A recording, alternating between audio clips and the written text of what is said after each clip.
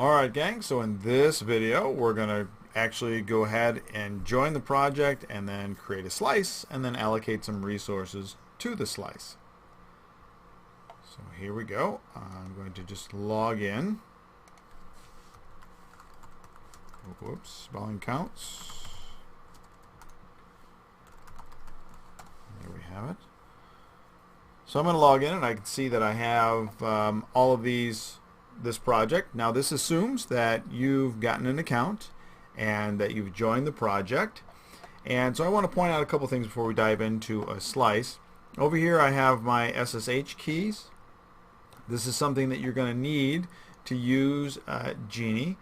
What happens is you are going to be not only logging into this interface, but you're going to be creating virtual machines. And once you create virtual machines, you'll have to log into those remotely. And so the SSH keys that you are going to use are going to be generated here. Now this becomes important to us because you have to remember where you stored your keys and when you updated them and all that stuff. So you'll have to sort of get used to using SSH keys if you haven't done that before. So let's go back out here. Now you can see that in this particular project I have a couple of slices running already. I've got another student working on some stuff. But what I'm going to do is I'm going to go ahead and let's go to our slices here, and I'm going to do a new slice for you. So this is what you're going to do. Think of a slice as a set of resources or a collection of virtual machines. Slices are temporary in that you will request resources, you request virtual machines, and then you will eventually those will time out. So a slice has only a certain period of time that you use it, and that's the whole idea, because remember, everybody's sharing the GENI resources. So you log in, you create your resources that you want to use, and then you do your experiment, and then you're done. You log back out, you get rid of the resources. So I'm going to do, we'll do a test slice, whoops, and we'll call it test slice 2, and we'll just say video here.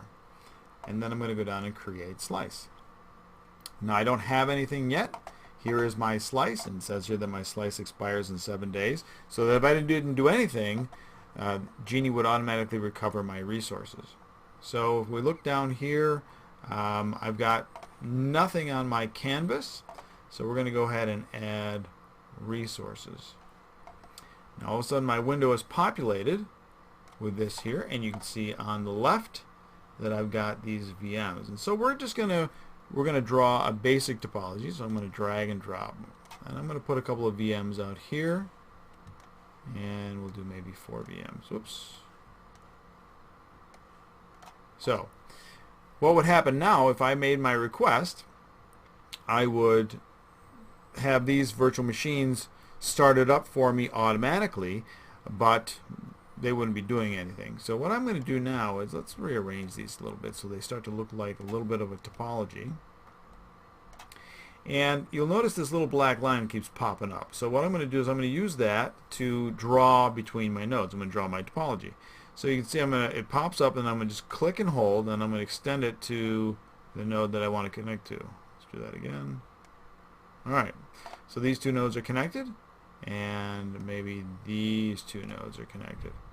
And I'm going to open this guy up a little. I just click on him, and I'm going to call him my OVS. Now, that's Open vSwitch. That's an SDN thing. So what I'm going to do is say, well, you know, I'd actually like this one to be a maybe an Open vSwitch here.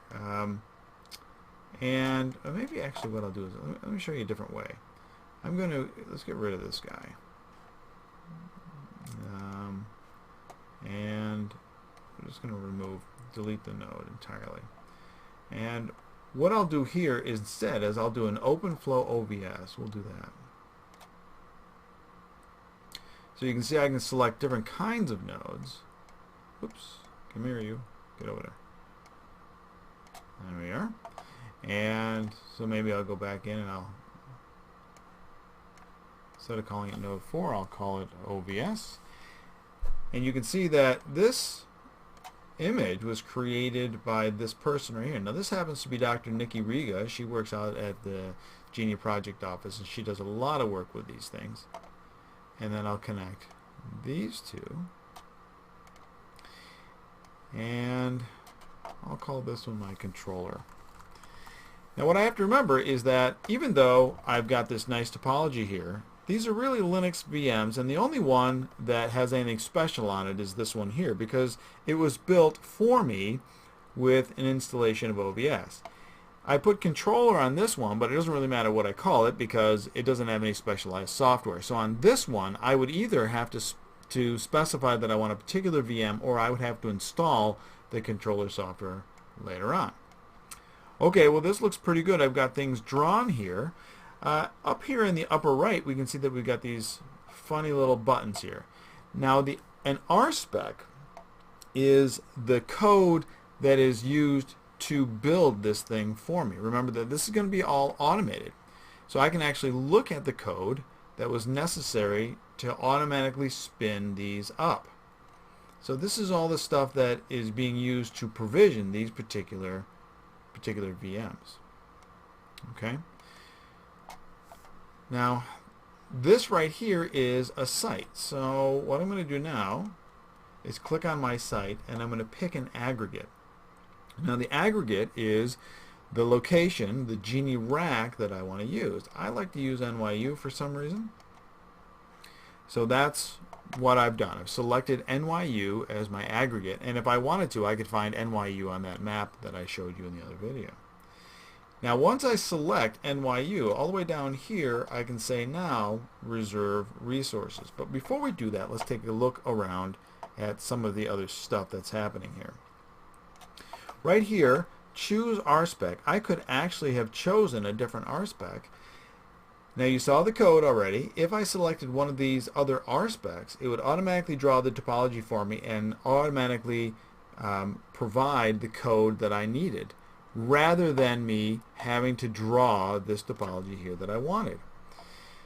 Now another thing that I could do is I could say, well, I now have the RSpec, and now this RSpec includes the aggregate that I wanted, and I could save this aggregate, or save the RSpec, and then automatically load this later on. So these are all options that you should be aware of that you can employ when you're using GENI.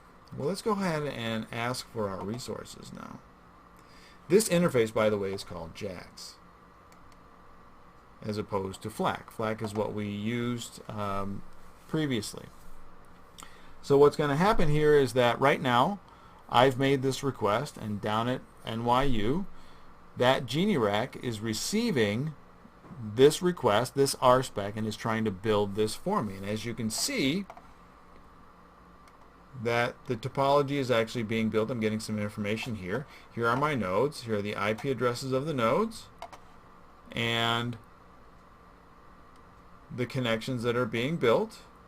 And as I watch this here, it'll slowly give me some visual cues that this is happening for me. Now while we're waiting, let me point out a couple of things to you. Remember that the VMs were networked together. These are the interfaces right here that the VMs are going to use to communicate with each other. However, I also need to be able to manage them remotely. So what's going to happen is that I am going to open up SSH connections to the virtual machines. So that also means that each virtual machine has more than one interface that I'm going to use. And these are going to be my interfaces. Now I'm going to use something like, let's see here, it looks like it's still coming up. So what I'm going to do is show you one other thing here. If I look at my add-ons, I use something called Fire SSH. Now Fire SSH is a plugin to my browser here that allows me to connect automatically to my virtual machines. Now they're not up yet, or maybe it's not up yet. It's trying to anyway. And the so this will be the interface that I use. I'll always be able to go back in and take a look at my interface. Let's see if I remember my password. Okay. So while we're waiting, this is the interface that I'll use. So every one of my virtual machines. So you realize that I created 4. So here's 1, here's 2, here's 3, and here's 4. So I will potentially open up SSH connections to all of these. And notice that some of them have more interfaces than others. This one here was my OVS. So that's the one that's actually connected to all of them. So if I look at my topology here, zing, OVS actually has 1, 2, 3 connections, and then on top of that it has another SSH connection. All the other ones will have this single interface and then another management connection back. Well, I'm going to pause it right now because while we're waiting for this to come up, and then I'll show you a little bit more about how we interface with VMs later on.